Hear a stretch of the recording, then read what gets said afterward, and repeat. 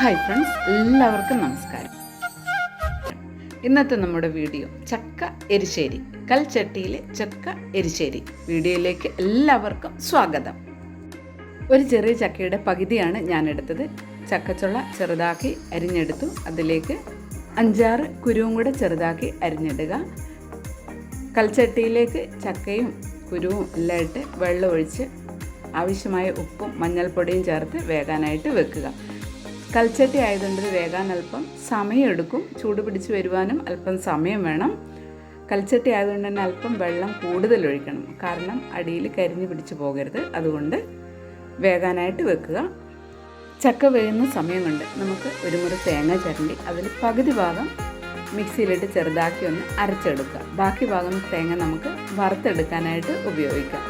ചക്ക എരിശ്ശേരിയാണല്ലോ, അപ്പോൾ തേങ്ങ ചെറുതായി ഒന്ന് വറുത്തെടുക്കണം. അപ്പോൾ അതിനു വേണ്ടി ഉപയോഗിക്കാം. അരക്കുവാൻ ആവശ്യമായ തേങ്ങയിലേക്ക് 3-4 പച്ചമുളകും 3-4 ചെറിയ ഉള്ളിയും 2-3 വെളുത്തുള്ളിയും 1/2 ടീസ്പൂൺ ജീരകവും കൂടെ എടുക്കുക. എല്ലാം കൂടെ നന്നായി തരിതരിപ്പായി അരച്ചെടുക്കുക. ഫൈനായിട്ട് അരയ്ക്കണ്ട, അങ്ങനെ അരച്ചെടുക്കുക. പച്ചമുളകിന് പകരം നമുക്ക് കാന്താരി മുളകും എടുക്കാവുന്നതാണ്.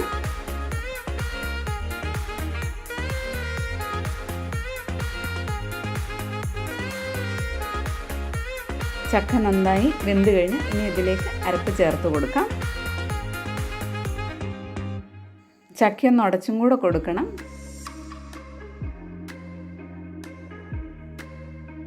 ചക്കയിലേക്ക് അരച്ച് വെച്ചത് ചേർത്ത് കൊടുക്കാം. മിക്സിയുടെ ജാറും കൂടെ കഴുകി ആ വെള്ളം കൂടെ ചേർത്ത്. കൽച്ചട്ടിയിൽ എന്ത് കറി വെച്ച് കഴിഞ്ഞെന്നാലും അതിനൊരു പ്രത്യേക സ്വാദ് തന്നെയാണ്. ആവശ്യമായ കറിവേപ്പിലയും കൂടെ ചേർത്ത് കൊടുക്കാം. ഇതിന് കറി കടന്ന് തിളക്കട്ടെ. കറിവേപ്പിലയുടെയും ജീരകത്തിൻ്റെയും സ്വാദുള്ള ആ മണം കേൾക്കുമ്പോൾ തന്നെ വയറ് നിറയും. കൽച്ചട്ടി ആയതുകൊണ്ട് വാങ്ങി വെച്ചാലും തിളച്ചുകൊണ്ടേയിരിക്കും. പിന്നെ വെള്ളവും ഒന്ന് കുറുകി വരും. ചീനച്ചട്ടി അടുപ്പത്ത് വെച്ച് ചൂടായ ശേഷം 1 ടീസ്പൂൺ എണ്ണ ഒഴിച്ചു കൊടുക്കുക. എണ്ണ നന്നായി ചൂടായി കഴിഞ്ഞതിന് ശേഷം കടുക് ഇട്ട് കൊടുക്കുക. കടുക് നന്നായി പൊട്ടിയതിന് ശേഷം മാറ്റി വെച്ചിരിക്കുന്ന തേങ്ങ ഇട്ട് കൊടുക്കുക. അതിലേക്ക് 1-2 ചെറിയ ഉള്ളിയും കൂടെ ചെറുതാക്കി അരിഞ്ഞിട്ട് കൊടുക്കുക. 2-3 കറിവേപ്പിലയും കൂടെ ഇട്ട് നന്നായി വറുത്ത് കോരിയെടുക്കുക. ലൈറ്റ് ബ്രൗൺ കളറായാൽ മതി. കറിയിലേക്ക് വറുത്ത തേങ്ങയും കൂടെ ചേർത്ത് കൊടുക്കുക. അതിന് ശേഷം ഒന്ന് നന്നായി ഇളക്കിയെടുക്കുക. ഞാൻ നേരത്തെ ചക്കയൊന്ന് കുഴച്ചെടുത്തില്ലായിരുന്നു, അതുകൊണ്ട് ഞാനൊന്ന് കുഴച്ചെടുക്കണം. അപ്പോൾ ആ വറുത്ത തേങ്ങയുടെ രുചിയും കൂടെ കറിയിലേക്ക് ഇറങ്ങും. അതുകൊണ്ടാണ് അങ്ങനെ ചെയ്യുന്നത്. അല്പം കൂടെ തേങ്ങ വറുത്തത് ബാക്കിയുണ്ട്, അതൊക്കെ ഇട്ട് ഒന്ന് ഗാർണിഷ് ചെയ്യുക. ഒരു കറിവേപ്പിലയും കൂടെ ഇടുക.